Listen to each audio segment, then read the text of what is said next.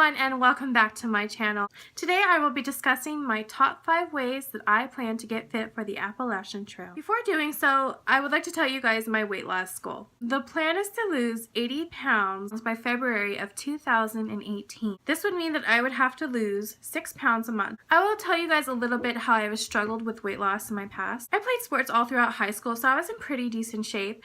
It wasn't until my senior year and then after I graduated that I started putting on weight. I believe it was the year 2007 that I had got up to 230 pounds.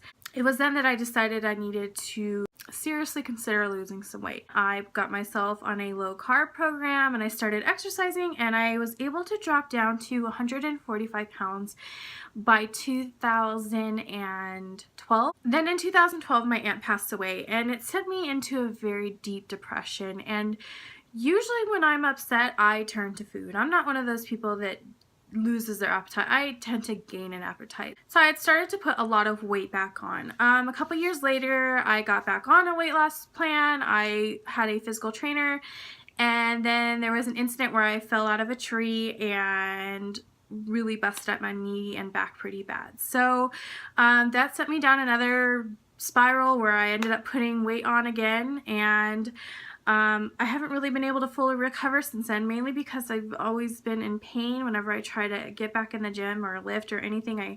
My back goes out. So for the next year, I'm really going to be focusing on healing my back and strengthening it. I'm not currently at my heaviest weight, but I am getting there, and I don't want to get there because the heavier I get, the more my back hurts, which is why I'm pretty excited to have this motivation and drive to get myself back into shape again. I'm going to go over my top 5 ways of how I plan to get in shape for the Appalachian Trail.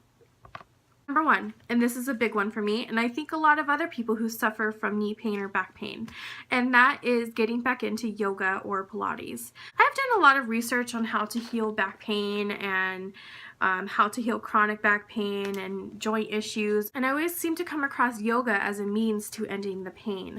I have done Bikram yoga in the past and I loved it. Unfortunately, I took on a new job that wouldn't allow me to make it to the Bikram yoga on time, but I did see improvements while I was doing it.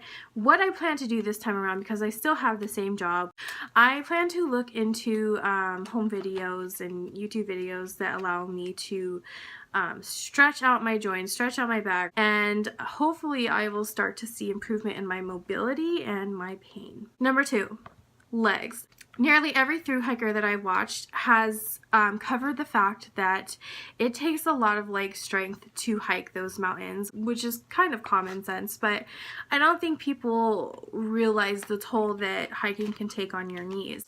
So I do plan to do tons of leg exercises, obviously low impact because I still am dealing with the knee pain and the back pain. Number 3, weekend hikes. I live in Las Vegas, and what a lot of people don't realize is that we have amazing mountains here.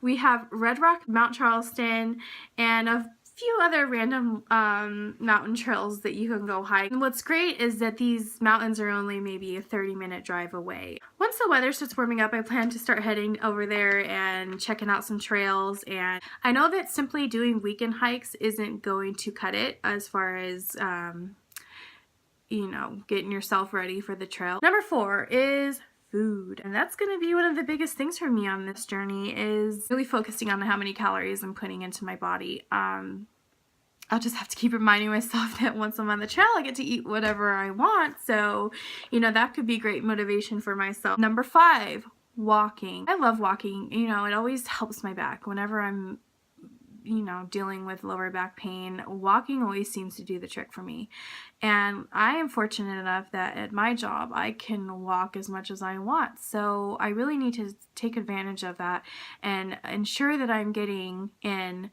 a substantial amount of miles a day. So I believe that's it for now. If you guys have any suggestions for me, or if you yourselves are on a weight loss journey in order to get hiking on the Appalachian Trail, please share your stories below, share your tips. I would love to hear them. If you enjoyed this story, please subscribe for more, and I will see you guys next week.